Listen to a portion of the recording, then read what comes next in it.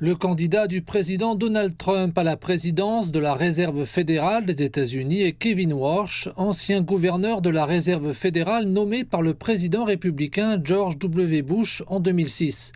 Il a occupé ce poste jusqu'en 2011, période qui a notamment été marquée par l'effondrement économique de 2008.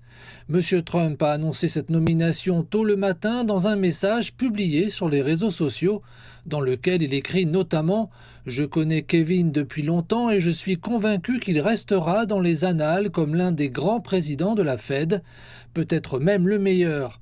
En plus de tout cela, il est parfait pour le rôle et il ne décevra jamais. » M. Trump a vivement critiqué l'actuel président de la Fed, Jerome Powell, affirmant qu'il aurait dû baisser les taux plus rapidement.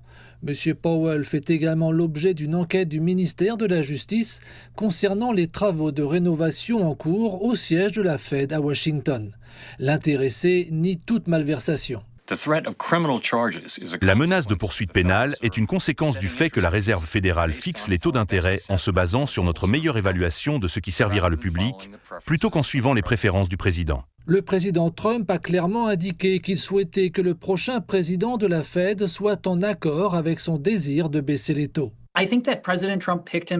Je pense que le président Trump l'a choisi parce que Kevin Warsh possède les qualifications et l'expérience nécessaires pour bien remplir cette fonction.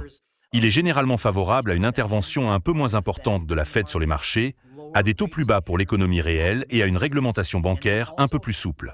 Je pense donc qu'il répondait aux critères, ou plutôt à plusieurs critères, lorsque le président Trump a auditionné les candidats. Le mandat de M. Powell à la présidence de la Fed expire en mai. Avant de prendre ses fonctions, M. Warsh doit être confirmé par le Sénat, où il sera probablement soumis à un examen minutieux de la part des démocrates et de certains républicains.